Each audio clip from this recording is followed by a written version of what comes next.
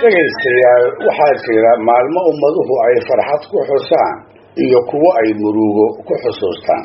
waxay Soomaalidu xustaa sanadkii 1954kii dhacdo la soo gudboonaatay oo ay guuldarro u aragtay. dhinaca kalena isla sanadkaas ayay haddana goor subaxa indhaha ku kala qaaday dhacdo ay ku faraxday isuguna hambalyeysay. dhacdada guuldarro waxay ahayd dowladda Ingiriisku markii ay Itoobiya ku wareejisay dagaalkii hawd iyo reserve area loo yiqiin oo ah dhul ballaaran oo xoolo daaqeen ah. weligiiba dhul reer miyiga Soomaalida lagama maarmaan u ahaa oo muddo qarniya ah meeshii ay doonaan ay ka degi jireen. maanta ka horna aan eedyahool ka oran meel ay joogtaba aad iyo aad ayay dhacdadaasi Soomaalida u taabatay. si aan kala har lahayn ayay uga murugootay ugana dhiidhiday. waxaa laga tiriyey maanta fara badan oo ay isku guubaabisay hal abuuradii waagaas kuwii ugu magaca dheeraana ay ku farayareysteen. bal ila xusuuso gabaygii fiinta ee guuldaradii berigaa Soomaalida u soo hoyatay oo Cali Xuseen u xambaarshay iyo heestii Cali Suguule ee dhextaalkeedu ahaa hawdu magacaagiyo haybso calankaaga soo hanaan raaco haybso calankaaga. ha yeeshee dabayaaqadii isla sanadkaas ayaa waxaa xigtay dhacdo kale oo iyada ay Soomaalidu si weyn ugu diirsatay. inkastoo weli aanu dalku si buuxda u xoroobin, haddana waxaa la ogaayay 60ka ka hor in qorshuhu yahay 1956 ismaamul gudaha ah in dalku uu yeelan doono. sidaa darteedna loo baahan yahay calan u gaara oo Soomaalidu ay ummadaha kale kaga socnaato. dabadeed golihii deegaanka ee Consiglio Territoriale Aftalyaaniga lagu oran jiray sida baarlamaanna u shaqayn jiray wuxuu ku dhawaaqay in loo tartamo samaynta calan uu dalku yeesho. markaas bay rag dhowrihii waxay soo bandhigeen calamo kala midab iyo kala naqshado ah. ugu dambaystiisa waxaa in naqshadiisii la qaato ku guulaystay Allah u naxariistay halgame Maxamed Cawaale Liibaan. wuxuu Maxamed keenay calanka aynu hadda naqaan ee buluuga ah, xidigta cad ee shangeesta ahina ay dhexda kaga taal. dusha gaartii xukuumadda ee bartamaha xamar ku tiir loona yaqiin official governo ayaa laga taagay 12 Oktoobar sanadkii 1954. waxay ahayd markii ugu horeysay oo hawada lagu arkay calan Soomaaliyeed oo ka babanaya.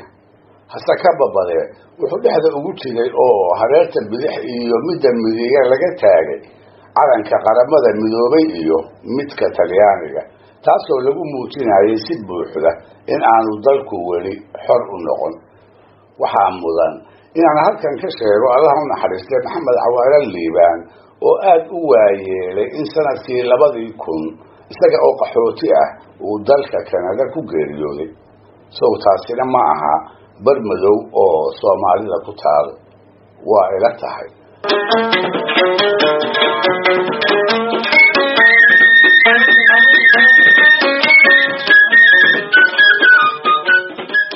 dhacdo reerayn leh ayay ahayd.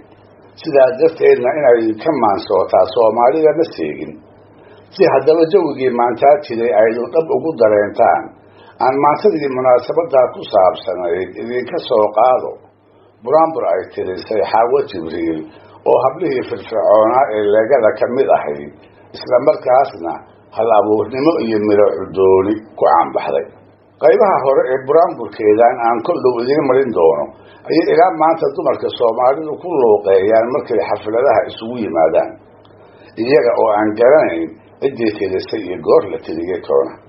waa buraanbur si weyn dadweynaha ugu dhex fiday, kuna saabsan calanka dhawaanta la suray ammaantiisa, dandarrada la rabo in lagaga haysto, yoolka in lagu gaaro la haaminayo iyo duco kal iyo laab ah oo ay ku bantooqday. waxay Xaawi tiri calanka Soomaaliyeedow cirsiga ka nuur, cidkaad u eg tahay rabbiyow lagaa cabsado. annagu kugu cayshnay ilmahaagu kugu cayile, cidkaad u eg tahay rabbiyow lagaa cabsado. intaadan caddaan cabiid aadanaan ahayn, allaha noo kaa carfee waanu ciilanayn, cidkaad u eg tahay rabbiyow lagaa cabsado. kuwii ku caawimi lahaa kaama caajisaan, allow cadowgaaga cagta meel ka hoose geli, cirkaad u eg tahay rabbiyow lagaa cabsado.